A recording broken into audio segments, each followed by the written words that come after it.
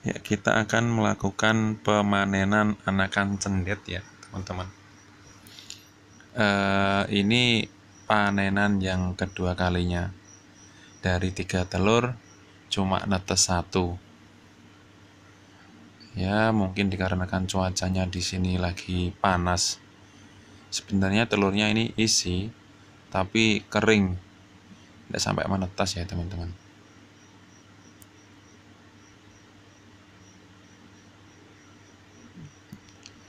Di sini juga anakan terlihat agak lemas, tapi alhamdulillah anakan ini sekarang sudah mandiri, sudah berusia sekitar 4 bulan kalau tidak salah ini.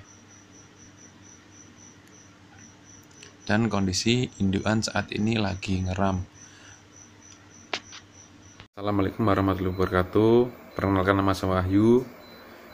Ini video pertama saya ya, teman-teman. Di video pertama saya ini saya akan membahas tentang bagaimana cara perjodohan cendet yang aman. Sebelum kita lanjut ke pembahasan lebih lanjut, saya minta bantuan teman-teman untuk like, komen, dan subscribe ya. Karena ini channel saya baru, mohon dukungannya supaya channel saya ini nanti bisa berkembang. Langsung saja kita ke topik pembicaraan kita, yaitu perjodohan cendet. Yang pertama teman-teman harus siapkan adalah yang pasti indukan cendet tersebut ya. Khususnya si jantan harus disiapkan dengan matang. Carilah jantan yang menurut panjenengan bagus, gacor, umurnya sudah mapan, minimal umur 1,5 tahun ya teman-teman. Diusahakan umurnya harus sudah mapan, dikarenakan jika cendet itu lepas trotol sampean ternak, khususnya untuk jantan, dia akan susah dijodohkan teman-teman, karena birahinya dia akan kurang stabil, belum stabil untuk burung lepas trotol itu. Nanti ketika dia dijodohkan itu nanti larinya akan ke tarung jika burung cendet jantan itu masih muda. Tapi kalau cendet itu umurnya sudah mapan si jantannya itu ya, insya Allah cepat prosesnya. Untuk punya saya sendiri itu jantan usia sudah 4 tahun, itu saya jodohkan itu tidak makan waktu lama teman-teman. Proses penjodohan cuma 10 hari. Nah, untuk betina sendiri itu tidak ada patokan usia ya teman-teman.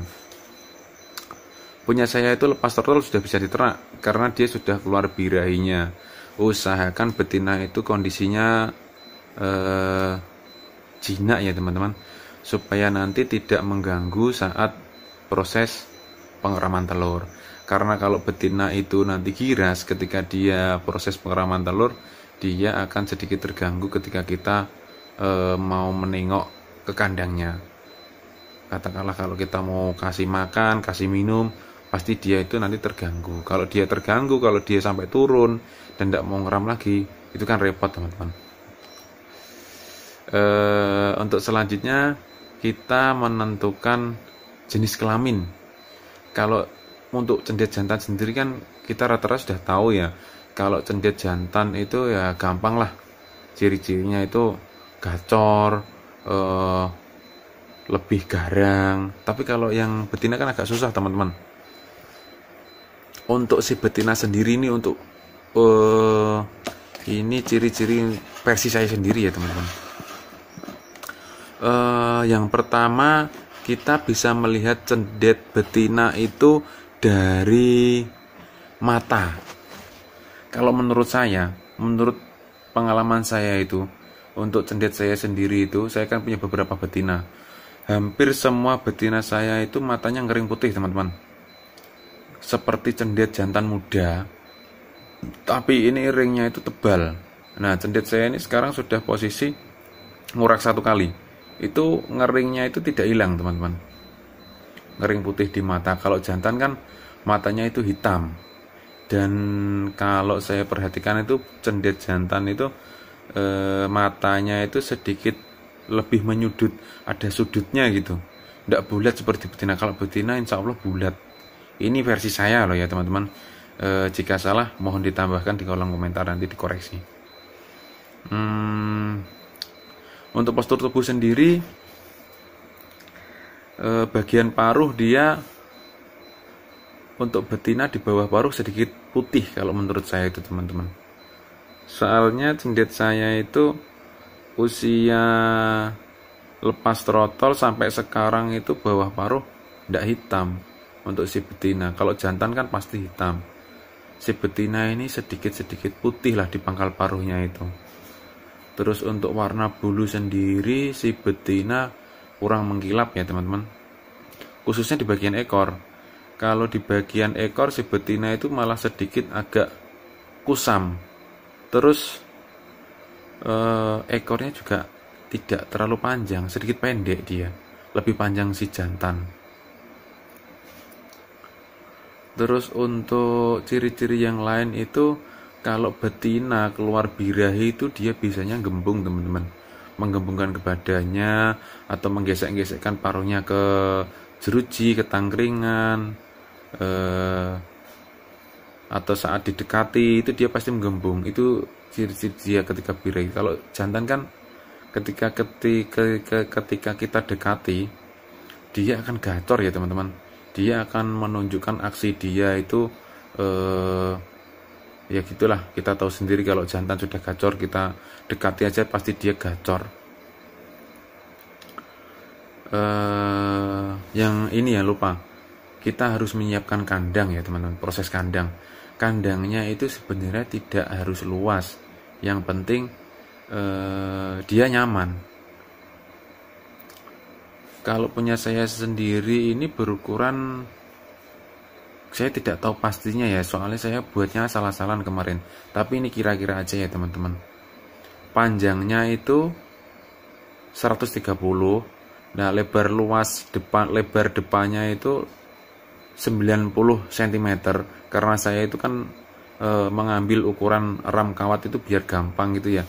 Kita tarik ke atas itu kan 90, ke atasnya 2 meter. Supaya gampang gitu buatnya kita. Terus kunci utama kandang itu berada di sirkulasi udara teman-teman. Kalau ukuran ideal itu tidak ada. Kalau menurut saya ya, yang terutama itu kita pastikan sirkulasi udara lancar. Kalau bisa ini ya. Kalau bisa juga dikasih tanaman itu lebih bagus. Tapi kalau tidak ada juga tidak apa-apa. Juga tidak begitu berpengaruh lah untuk tanaman sendiri. Kita lanjut ke proses yang ketiga teman-teman, proses penjodohan.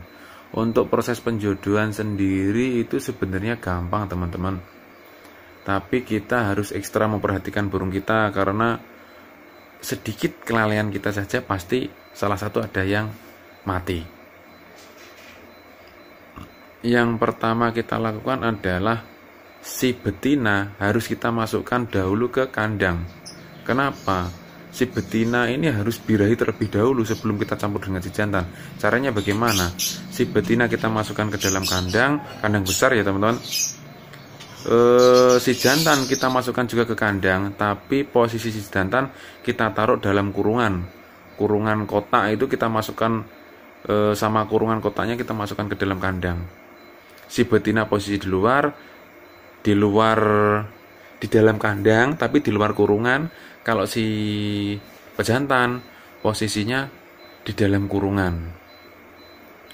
Itu proses awalnya, itu pasti langsung tarung teman-teman. Si betina dari luar, si jantan dari dalam itu pasti tarung. Tapi tidak apa-apa, dibiarkan saja. Proses itu akan berlangsung sekitar 2 hari dia bertarung itu. Nanti kalau capek dia juga istirahat, makan, bertarung lagi, istirahat, makan lagi, tarung lagi, sampai 2 hari biasanya kalau punya saya kemarin tuh.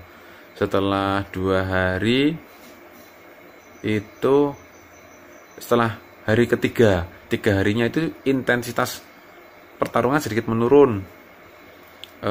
Dari yang pertama itu setiap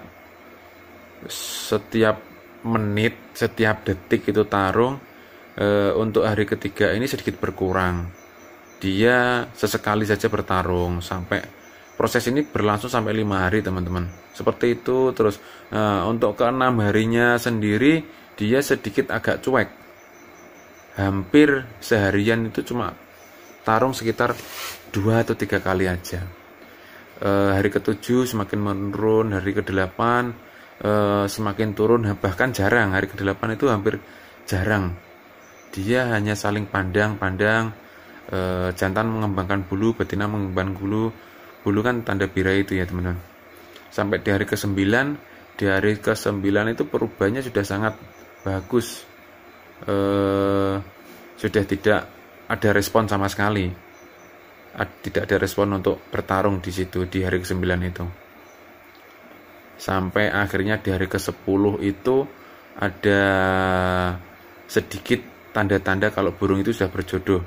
Ditandai dari pejantan itu, saya kasih makan, dia itu mengambil jangkrik dan seperti mau dilolokkan ke betina teman-teman. Di situ saya ada feeling untuk melepaskan burung jantan. Saya lepaskan dari sangkar kecilnya itu, saya campur dengan si betina. Itu saya ada feeling di situ teman. Nah, ternyata benar di hari ke-10 itu ketika jantan saya lepas, burung itu posisi sudah berjodoh teman-teman. Si jantan itu ketika dia jodoh dengan pasangannya, dia agak sedikit takut, bukan takutnya, dia sedikit ngalah. Kalau menurut saya ngalah itu dengan betina itu. Ketika si jantan bawa loloan itu didekati betina itu, agak-agak menggoda gitu, dibawa terbang ke sana kemari. Pada akhirnya itu dilolongkan ke si betina, dan betina juga mau teman-teman. Itu di hari ke-10 sudah ada tanda-tanda bagus, dan proses itu berlangsung sampai hari ke-13 kalau tidak salah itu ya. Di hari ke-13 itu si jantan mulai unjal. Nah, di sini ternyata si jantan teman-teman, yang unjal pertama itu, ya mungkin dia tujuannya untuk merayu si betina ya. Saya perhatikan itu sekitar 2 hari itu jantan mulai unjal.